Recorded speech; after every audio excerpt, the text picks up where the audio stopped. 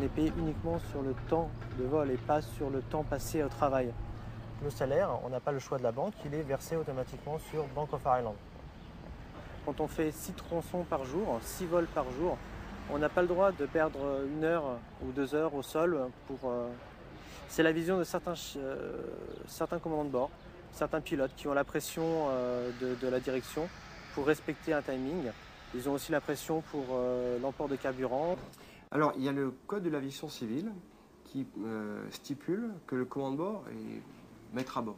C'est lui qui décide du chargement, de l'emport de passagers, qui peut monter ou débarquer de l'avion. Et en particulier, à notre sujet, c'est le carburant qu'il peut mettre à bord de son avion pour réaliser un vol. On peut dire qu'il y a encore cette liberté, justement, de choisir d'abord dans un ordre de hiérarchie, la sécurité d'abord, l'économie ensuite.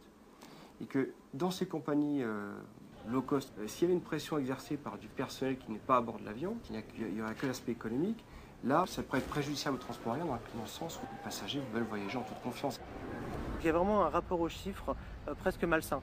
C'est-à-dire que même si on a un problème à bord médical, ça passe en deuxième plan. Ce qui vraiment prime, c'est combien on a vendu, combien on a ramené à l'entreprise. Ryanair, officiellement, et elle le revendique, a basé 4 Boeing 737 ici à MP2. Cela représente environ 120 salariés navigants qui travaillent ici. D'après la loi française qui a été parfaitement cadrée en 2006, ces salariés qui exercent leur travail au départ de cette base doivent être considérés comme des salariés qui cotisent aux différentes caisses en France. Ryanair ne le fait pas, c'est l'objet de l'instruction. Des sociétés comme Ryanair pensent que ce qu'elles font est tout à fait régulier. C'est pour ça qu'elles ne reconnaissent pas le travail dissimulé. Elles reconnaissent les faits, mais elles ne les qualifient pas comme il convient de les qualifier, puisqu'elles estiment qu'elles peuvent déterritorialiser le contrat de travail. Le parquet d'Aix-en-Provence a ouvert une enquête préliminaire. Ça signifie, d'un point de vue technique, parce que la présomption d'innocence, c'est important dans cette histoire, que des charges suffisantes existent, ayant justifié l'ouverture d'une information confiée à un juge d'instruction. Le statut des salariés, on le sait tous, ils sont à Marseille, ils travaillent à Marseille, ils dorment à Marseille, vivent à Marseille, mais en revanche, sur leur feuille de salaire, leurs impositions, tout ça se passe en Irlande. Le procureur fait son job, il regarde, il ouvre une information judiciaire, et là, immédiatement, Michael O'Leary, le patron de Ryanair, est parti sur ses grands chevaux, comme d'habitude, en disant « la justice me menace ». Eh bien, je vais quitter Marseille. Et là, les politiques, tous disent, non, c'est pas normal. Jean-Claude Gaudin, le maire de Marseille, a même jusqu'à dire, ces horribles pressions faites sur Ryanair. C'est quoi ces horribles pressions? C'est la justice de son pays. Ils se sont permis, en plus, de reprendre un argument totalement fallacieux du patron de Ryanair qui brandit les 1000 emplois que génère Ryanair. Je mets au défi le président du Conseil général et le maire de Marseille de communiquer le nom des 1000 salariés générés par l'activité de Ryanair. Pour paraphraser Michael O'Leary, qui est un patron voyou, s'ils le font, je descends la canebière en string.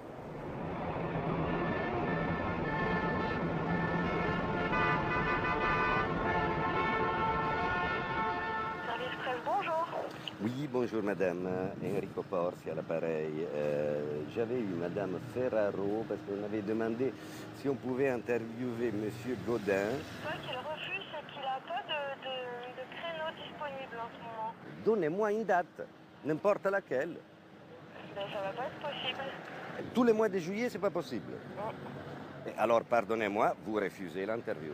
Ah, c'est vous qui le dites, moi je vous dis juste que pour l'instant... Non mais attendez, moi je vous dis, donnez-moi un rendez-vous quand vous voulez et vous me dites c'est impossible. Les rendez-vous du maire, si on me dit que c'est pas possible, c'est pas possible. Voilà, donc très bien, vous refusez l'interview. Donc monsieur Gaudin refuse d'être interviewé sur la question du travail dissimulé à Ryanair. Je vous remercie. Non, mais parce que la réponse était négative, donc c'est pour ça que elle est négative. Ça veut dire que monsieur Guérini ne souhaite pas répondre à nos questions. Ben, il n'a pas ce... Voilà, exactement. À cette époque, époque-là, Jean-Noël Guérini avait fait savoir qu'il ne commentait pas les instructions judiciaires et il n'avait pas répondu aux questions de la presse locale, si ce n'était pour dire qu'il fallait travailler au développement de l'aéroport Marseille-Provence, qu'il s'agisse de l'aérogare low cost ou de l'autre, et puis point barre, c'est tout. Donc voilà. Si Ryanair fait du chantage en disant on veut s'en aller, ben il y a peut-être quelqu'un d'autre qui prendra la place. Hein. Pour vous, c'est du chantage ce qui fait Ryanair? Ah bah moi, attendez, moi c'est totalement off, ce que je vous disais, c'est pas, j'en sais rien. Si je vous dis low cost, qu'est-ce que ça évoque? Ce qui me vient directement à l'esprit, c'est dumping social et fiscal. Aujourd'hui, il y a un déguisement qui consiste à donner des véritables subventions à ces entreprises sous couvert d'aider socialement les passagers. Or, ce n'est pas les passagers qui perçoivent l'argent, c'est directement les compagnies. Et sans contrôle et sans limite. Je veux dire, c'est quand même grave. Si la Cour des comptes, elle fait sérieusement son travail, on va s'apercevoir qu'il faudrait peut-être qu'il le rembourse cet argent. Quand on voit le prix d'un billet vendu, tiens, dans l'aérien sur Ryanair ou dans le maritime sur Corsica Ferry, ce n'est pas des gens qui font du transport. Parce qu'aujourd'hui, le fric public qui est donné à ces entreprises, c'est tuer l'emploi. L'avenir de tout ça, c'est créer les conditions qu'il n'y ait plus de droit du travail, quoi. Si on oppose les salariés en cherchant la main-d'œuvre la plus basse possible, ben, on oppose les peuples, on crée de la misère et du chômage. Il est clair à un moment donné que les libéraux ont fait ce choix-là. Si on pouvait revenir à l'ère des négriers, ils le feraient, quoi. D'abord, on voit que les attaques qu'on subit, nous, elles sont subies sur l'ensemble des services publics, que ce soit l'éducation, des sujets hautement sensibles. On prend l'hôpital, bon, je ne suis pas un spécialiste, mais je veux dire, la notion de soin et d'humain, elle dépasse toutes les notions de bénéfices ou de perte d'argent. Et on s'aperçoit que même là, il y a une politique aujourd'hui de la part du gouvernement qui est simplement chiffrée et qui derrière peut avoir des incidences graves sur des vies humaines. À travers ce comportement, on tue complètement le service public. Un pays sans service public, c'est un pays qui est mort. Je ne comprends pas pourquoi l'ensemble du territoire français peut aujourd'hui trouver des vols à 30 € sur des compagnies à bas coût partout en France, sauf en Corse. Je n'accepte pas cette situation. On me dit, c'est à cause des obligations de service public. Eh bien, c'est une bien curieuse conception du service public, que celle qui empêcherait une compagnie de proposer sans subvention une offre de vol à prix réduit.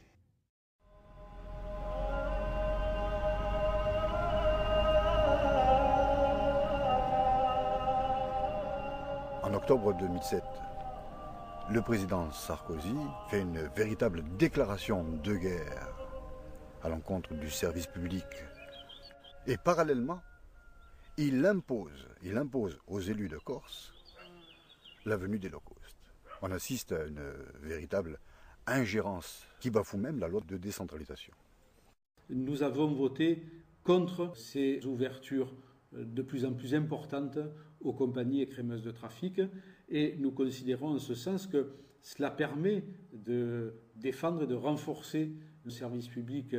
Est-ce que les compagnies low cost payent la taxe sur les transports à la collectivité territoriale de Corse? Nous avons interpellé l'exécutif l'an dernier sur cet aspect des choses et pour l'instant nous n'avons aucune réponse. Nous allons interpeller le nouvel exécutif sur cet aspect des choses.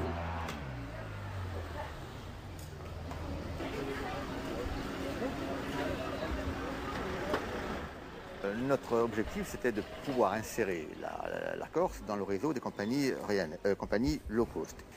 Et on a demandé à Ryanair s'il pouvait arriver sur Figari et essayer de monter un petit programme. Donc on est tombé d'accord, on leur a appliqué toutes nos mesures incitatives, transparentes, ouvertes. Et après, au-delà de ces lignes, il y a des accords commerciaux avec la compagnie Ryanair. Hein. C'est la vente sur leur site internet de logos, de liens. On appelle ça de l'aide marketing. Pour cela, eh bien, on a créé une association qui s'appelle Pôle des compétences aériennes Sud-Corse, qui est initiée par la Chambre de commerce. Ryanair commence par demander un certain nombre d'aides, que ce soit une baisse de la redevance, une baisse des différentes taxes, et puis elle propose ses services pour la publicité d'un aéroport. Dites-moi une chose, mais ces aides marketing et ces rabais que vous pratiquez, est-ce que vous les avez notifiés à Bruxelles ou non? Alors, je vous dis, nos mesures incitatives, elles sont notifiées. Le contrat marketing, c'est un contrat marketing. C'est un contrat notifiés. Non. Vous êtes sûr qu'elles sont notifiées? Parce que moi, j'ai appelé Bruxelles, ils n'ont pas de traces. Non. Nos mesures incitatives, elles sont complètement en phase avec le cadre de la Commission européenne. Mais ma question est, est-ce qu'elles ont été notifiées, oui ou non, à Bruxelles? Non. Et cette aide marketing, ça, vous les donnez. Oui. Vous les donnez déjà. Oui. Hein? Et là, vous ne l'avez pas notifié à Bruxelles. Non, parce que là, on ne notifiera jamais. Jamais. Non. Dès lors qu'un gestionnaire d'aéroport ou une chambre de commerce ou une institution telle que le Conseil général donne des subventions à des compagnies, il est dans l'obligation de notifier à Bruxelles. Et ce n'est qu'après acceptation de la Commission de Bruxelles que l'aide peut être octroyée. Mais pour l'instant, il n'y a pas d'argent public de l'impôt payé par le citoyen. La CCI, c'est de l'argent public. Oui. Donc vous donnez 400 000 € par an, cette association à Ryanair? C'est ça. Ryanair a l'habitude de jouer sur les mots et de dire c'est pas des subventions, c'est des aides marketing, en face de ça on met quelque chose. C'est faux. Je veux dire, ça, c'est une foutaise absolue. Certes, c'est vrai que l'association participe, les aide financièrement, mais il laisse aussi, je veux dire, il paie les taxes aussi. Les taxes à la CTC, il la paye, Ryanair? Alors, oui, moi en tout cas, depuis eux... quand? Non, eux en tout cas, là il y a un souci, mais c'est pas un souci. Alors c'est un souci. Pour l'instant, vous devez respecter rien. Si, on a respecté, les programmes sont respectés, c'est-à-dire que ce qui n'est pas respecté, c'est la notification à Bruxelles. Et la publicité? Le reste, c'est pareil. Pourquoi vous ne voulez pas notifier à Bruxelles? Mais expliquez-moi en quoi cela vous gêne?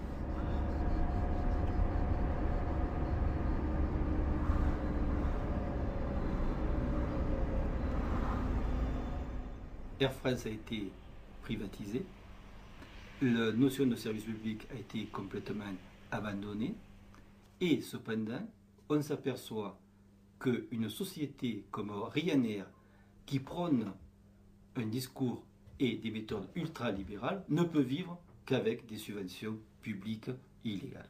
Aujourd'hui, il y a un niveau d'attaque qui fait que si effectivement on n'arrête pas le processus, on ne stoppe pas cette politique-là et on ne passe pas à autre chose, eh bien on est sur une véritable transformation de la société qui va détruire un siècle d'acquis sociaux et de progrès social.